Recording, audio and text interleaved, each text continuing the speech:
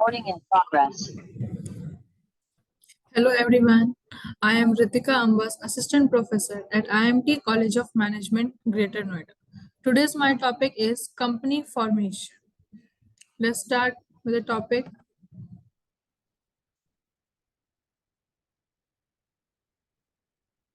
First of all, we will discuss what is company. Company क्या है? Section 2 of 20 of the Companies Act 2013 defines a company to mean a company incorporated under this act or under any previous company law. In subsection 20 of 2 क्या कहता है कि अगर कोई companies act 2013 में incorporated है, रजिस्टर्ड है, तो वो क्या है? कंपनी है। या वो इससे पहले प्रीवियस कंपनी लॉ में रजिस्टर्ड है। प्रीवियस कंपनी लॉ मतलब कंपनीज एक्ट 1956 में अगर रजिस्टर्ड है तो वो भी कंपनी है। कंपनी 3 टाइप के हो सकते हैं: company limited by shares, company limited by guarantee and unlimited company.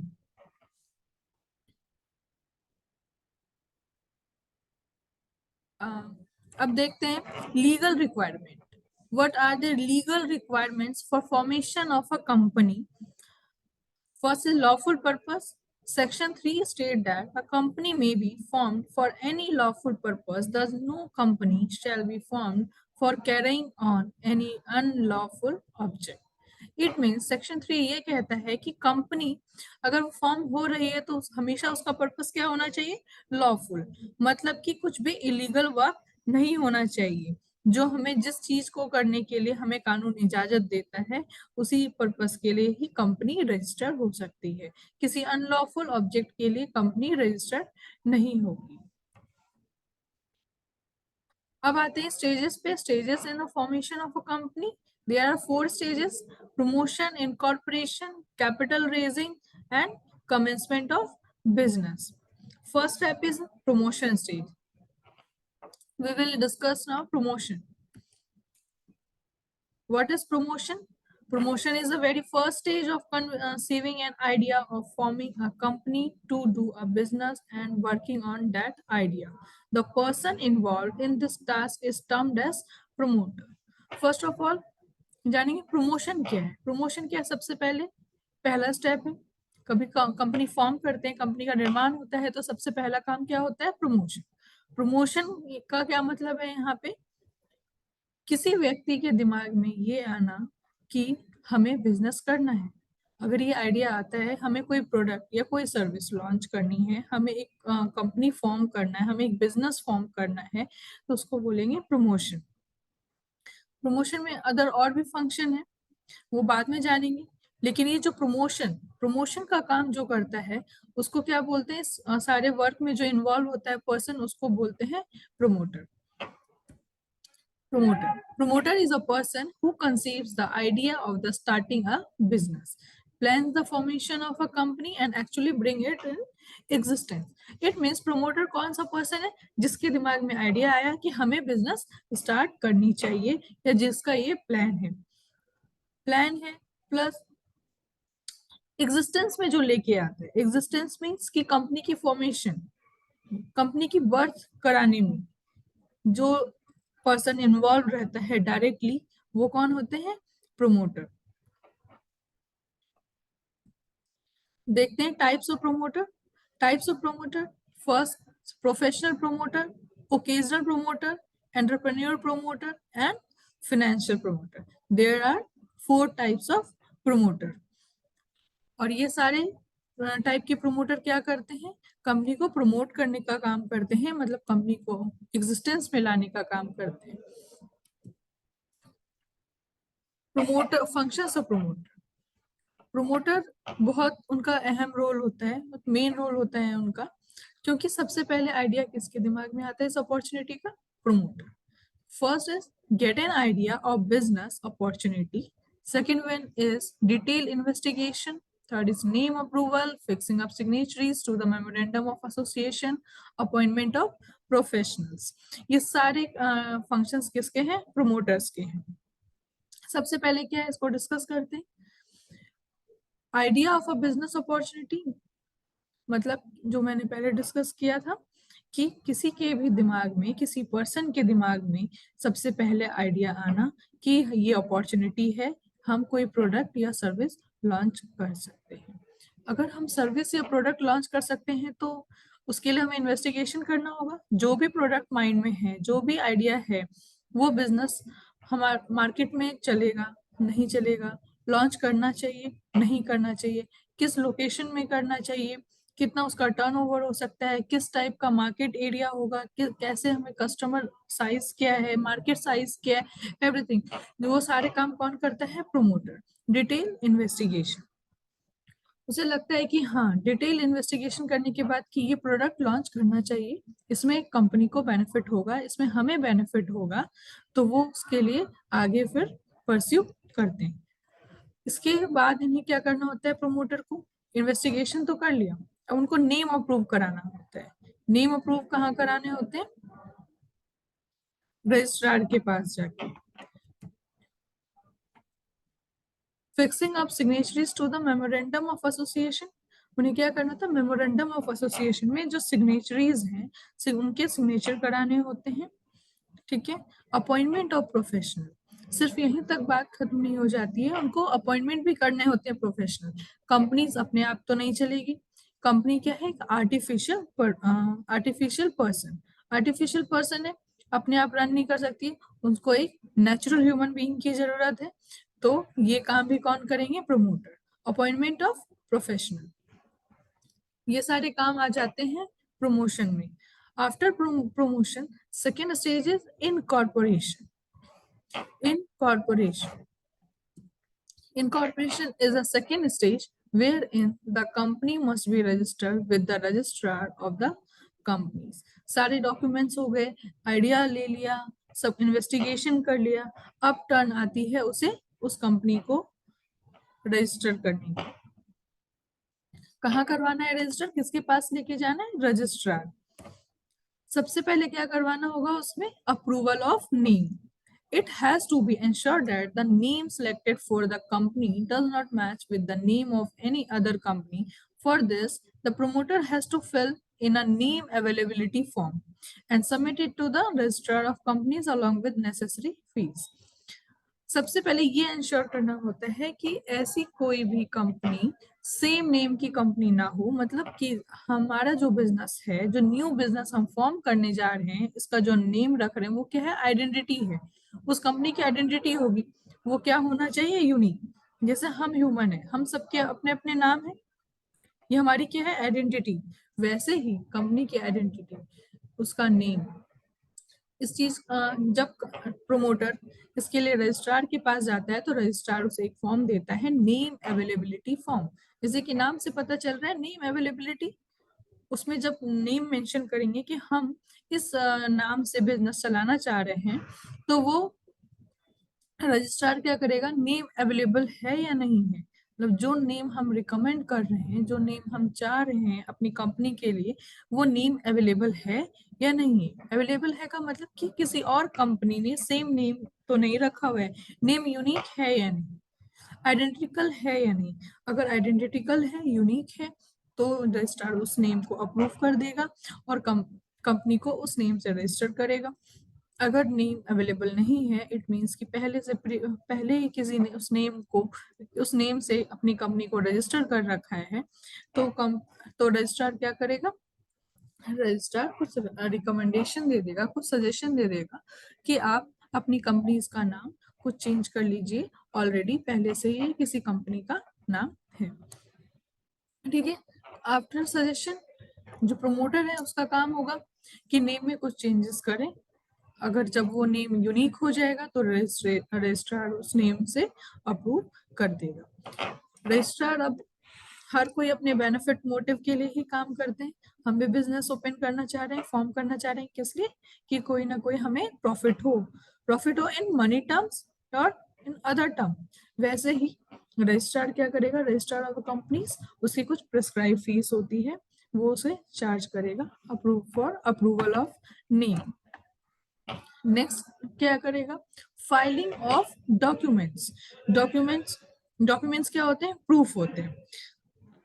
Filing of documents for registration, an application has to be filed with registrar of the companies along with the following documents. जब registrar जब promoter registrar के पास जाएगा application लेके registration के लिए, तो उनको कुछ डॉक्यूमेंट लेके जाने होंगे, जैसे कि memorandum of association, article of association, notice of the address, and the detail of person who have accepted to act as the first director of the company. Memorandum of association क्या है? एक document है जिसमें सारे rules and regulations रहते हैं, जो outsider के साथ कंपनीज एंड आउटसाइडर के रूल्स एंड रेगुलेशंस को डिफाइन करता है. आर्टिकल ऑफ एसोसिएशन क्या होता है? आर्टिकल ऑफ एसोसिएशन भी रूल्स एंड रेगुलेशन होता है, पर वो इंटरनल रूल्स एंड रेगुलेशंस होता है. फिर notice of the address of the registered office of the company. Notice of the address means जैसे हमने नेम अप्रूव कराया, जब कोई कंपनी रजिस्टर्ड होती है तो उसका कोई एड्रेस होता होगा, कोई ऑफिस होती है, उसको रजिस्टर्ड ऑफिस का नेम भी वहां पे रजिस्टर्ड कराना होता है. Last one is a detail of a person who have accepted to act as the first director of the company. और क्या डॉक्यूमेंट लेके जाना होता है? डिटेल. किसका? जो हम उस कंपनी का फर्स्ट डायरेक्टर होगा, उसके डिटेल्स, उसकी अंडरटेकिंग, उसके डायरेक्टर के क्वालिफिकेशन, एक्सेट्रा. जब ये प्रमोटर ये सारे डॉक्यूमेंट्स को लेके जाएगा रजिस्ट्रार के पास, वहां पे फाइल करेगा और कुछ प्रिस्क्राइब फीस होगी, वो पे करने के बाद रजिस्ट्रार क्या करेगा? उसको उस कंपनी को उस नेम से रजिस्टर कर लेगा. जब रजिस्टर कर लेगा तो उसे क्या एक प्रोवाइड कराएगा? Birth certificate. जब एक ह्यूमन बीइंग का बर्थ सर्टिफिकेट बनता है, बोलते हैं बर्थ सर्टिफिकेट. जब कंपनी का बर्थ सर्टिफिकेट बनता है, उसको हम बोलते हैं certificate of incorporation. Okay. Now come to next stage, capital subscription. Capital subscription, capital क्या होती है? कैपिटल होता है किसी भी कंपनी की पूंजी, लागत, इन्वेस्टमेंट. ठीक है. अब ये थर्ड स्टेज है कैपिटल सब्सक्रिप्शन और रेजिंग ऑफ शेयर कैपिटल. दोनों बोल सकते हैं, कैपिटल सब्सक्रिप्शन भी बोल सकते हैं और raising of share capital. A private company can commence the business immediately after incorporation. Private company है वो क्या कर सकती है? आफ्टर इनकॉर्पोरेशन बिजनेस स्टार्ट कर सकती है. लेकिन पब्लिक कंपनी के केस में क्या है? उनको जो 4 स्टेजेस हैं, 4 स्टेप हैं, वो सारे फॉलो करने होते हैं. कौन कौन से? Promotion, incorporation, capital subscription and fourth last one is commencement of business. अगर पब्लिक प्राइवेट कंपनी है तो वो आफ्टर इनकॉर्पोरेशन अपने बिजनेस को रन कर सकती है, उन्हें चारों स्टेप से होके जाने की जरूरत नहीं है. अब कैपिटल सब्सक्रिप्शन में देखते हैं, फंड रेज करने के लिए क्या क्या करना पड़ता है. सबसे पहले करना पड़ता है इशू ऑफ प्रोस्पेक्टस. पहले जानते हैं प्रोस्पेक्टस क्या है. प्रोस्पेक्टस एक इनविटेशन, एक नोटिस, एक सर्कुलर है. किसको? पब्लिक को. किस चीज के लिए इनवाइट करने के लिए? कि वो कंपनी के शेयर परचेज करें, उसके लिए एप्लीकेशन दे. तो सबसे पहले कंपनी को क्या करना पड़ता है कैपिटल सब्सक्रिप्शन के लिए? Issue of prospectus. In order to raise the required capital, a prospectus has to be issued inviting the public to the subscribe for the shares. After receiving the applications from the public, the company proceed with the allotment if the minimum subscription has been reached. Issue करेगा prospectus और उसके लिए क्या करना होगा? जो public है application fees देगी, एप्लीकेशन देगी फॉर कैपिटल सब्सक्रिप्शन. फिर आते हैं minimum subscription. Second one is minimum subscription. It is the minimum amount. Minimum subscription क्या होता है? Minimum amount of capital that should be subscribe for the public before the company can proceed with the allotment of share. This amount should be stated in the prospectus. It has to be 90% of issued share capital. Minimum subscription कितना होना चाहिए? कम से कम वो amount जितना issue किया है, जितना जिसने के लिए एप्लीकेशन के लिए डाला हुआ है, उससे 90% इशूड होना चाहिए. अगर 90% कैपिटल शेयर के लिए एप्लीकेशन आ जाती है तो उसे कहते हैं मिनिमम सब्सक्रिप्शन। मिनिमम सब्सक्रिप्शन होना बहुत जरूरी है। अगर 90% शेयर के लिए एप्लीकेशन आ जाती है तो ठीक है, तो उसे अलॉट कर दिया जाता है, जो शेयर हैं अलॉट कर दिया जाता है। आते हैं थर्ड पे, allotment of share. It means, allotment means distribution of the share among the applicants और सब्सक्राइबर। मतलब अभी ऊपर वाले स्टेज में अभी हमने देखा था क्या हुआ था, एप्लीकेशन आई थी फॉर सब्सक्रिप्शन। अब जिन लोगों की एप्लीकेशन आई है उनको अब क्या करेंगे, अलॉट कर देंगे शेयर्स।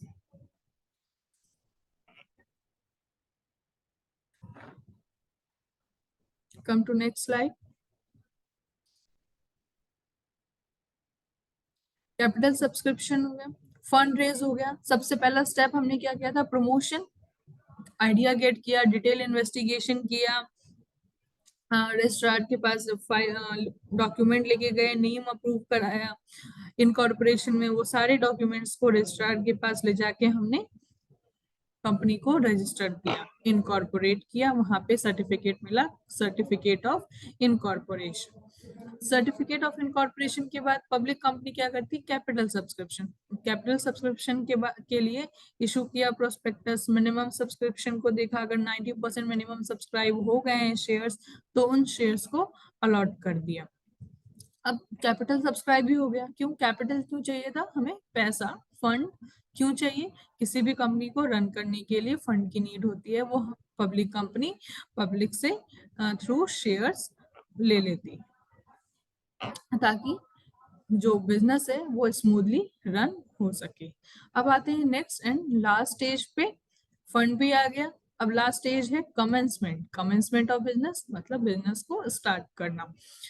अब देखते हैं, to obtain certificate of commencement of business, the promoter should apply to the registrar together with prescribed fees. This will be granted only if the following conditions are fulfilled. जैसे हमें certificate of incorporation मिला था, वैसे certificate of commencement भी मिलेगा। उसके लिए registrar के पास कुछ डॉक्यूमेंट्स लेके जाने होंगे। अगर रजिस्ट्रार सेटिस्फाइड होगा तो वो बिजनेस कमेंसमेंट का सर्टिफिकेट प्रोवाइड करेगा। फर्स्ट क्या क्या चीजें देखते हैं। First point is a prospectus or a statement in lieu of prospectus has to be filed with the registrar. सबसे पहले क्या फाइल करना है, प्रोस्पेक्टस। प्रोस्पेक्टस में अभी बताया मैंने, प्रोस्पेक्टस क्या है, kind of invitation to the public for subscription of shares. Company ने अगर सब्सक्राइब कैपिटल रेज किया है, कैपिटल सब्सक्रिप्शन करवाया है, तो उसका उनके पास क्या होगा, प्रोस्पेक्टस होगा। प्रोस्पेक्टस वो कंपनी जाके रजिस्ट्रार के पास फाइल कर देंगे। फिर सेकंड, या तो उसको फाइल करेंगे या statement in लिeu of prospectus has to be prepared by those companies which do not find it necessary to issue a prospectus. या तो उन्हें क्या करना होगा, वहां पे submit statement in लिeu of prospectus. Statement in लिeu of prospectus क्या होता है, इन लिeu ऑफ का मतलब बदले में। प्रोस्पेक्टस अगर बनाया है तो ठीक है, अगर प्रोस्पेक्टस बनाने की जरूरत नहीं लगी है, अभी किसी कंपनी को प्रोस्पेक्टस बनाने की जरूरत कब नहीं लगेगी, जब उनके मिनिमम सब्सक्रिप्शन ऑलरेडी हो गए होंगे। अगर मिनिमम सब्सक्रिप्शन हो गए तो प्रोस्पेक्टस उन्होंने इन्विटेशन दिया नहीं मार्केट में, पब्लिक को उन्होंने इनविटेशन दिया नहीं है, तो उसकी जगह पे एक स्टेटमेंट बनाया जाएगा जिसे कहेंगे स्टेटमेंट इन लिeu ऑफ प्रोस्पेक्टस। जो उन्होंने अगर प्रिपेयर की होगी तो वो उसे रजिस्ट्रार के पास फाइल करनी होगी। Third, director have paid the application allotment money payable on the shares held by them. अब डायरेक्टर को भी क्या देना होगा, एप्लीकेशन अलॉटमेंट मनी। जो कितने अलॉटमेंट मनी देनी होगी, जितने उन्होंने शेयर्स परचेज किए हैं। जब उन्होंने शेयर्स परचेज किए हैं उसके एप्लीकेशन मनी देंगे, अलॉटमेंट मनी देंगे डायरेक्टर्स। उसके बाद क्या करना होगा, उन्हें एक डिक्लेरेशन देना होगा। Declaration by the director or secretary of the company that the requirement of Companies Act have been compiled with. If the registrar is satisfied, he will issue the business commencement certificate. From the date of receipt of the certificate of company is legally authorized to commence the business. Director क्या करेंगे, एक declaration देंगे कि उन्होंने registrar के पास सारे documents जमा कर दी हैं, फाइल कर दी है, और जब रजिस्ट्रार इस सारे डॉक्यूमेंट्स को देखेंगे, उनकी डिक्लेरेशन होगी, उसके बाद रजिस्ट्रार अगर सेटिस्फाइड होता है तो वो क्या करेगा, एक उनको बिजनेस कमेंसमेंट का सर्टिफिकेट प्रोवाइड करेंगे। जैसे प्राइवेट कंपनी को सर्टिफिकेट मिला था, certificate of incorporation, public company को जब चारों स्टेप कर लेंगे पूरे तो उनको मिलेगा certificate of commencement. After certificate of commencement जो बिजनेस है वो लीगली ऑथोराइज हो जाएगा बिजनेस को स्टार्ट करने के लिए। वो अपने बिजनेस फंक्शंस को, कमर्शियल फंक्शंस को स्टार्ट कर सकते हैं। देखते हैं कि किस तरह का होता है commencement of certificate of commencement. कुछ इस तरह से बनता है। ये कंपनीज एक्ट 1956 का है। इस तरीके से रजिस्ट्रार एक सर्टिफिकेट प्रोवाइड करता है, सर्टिफिकेट ऑफ कमेंसमेंट। जब ये सर्टिफिकेट मिल जाता है तो जो बिजनेस है वो लीगली अपने फंक्शंस स्टार्ट कर सकते हैं।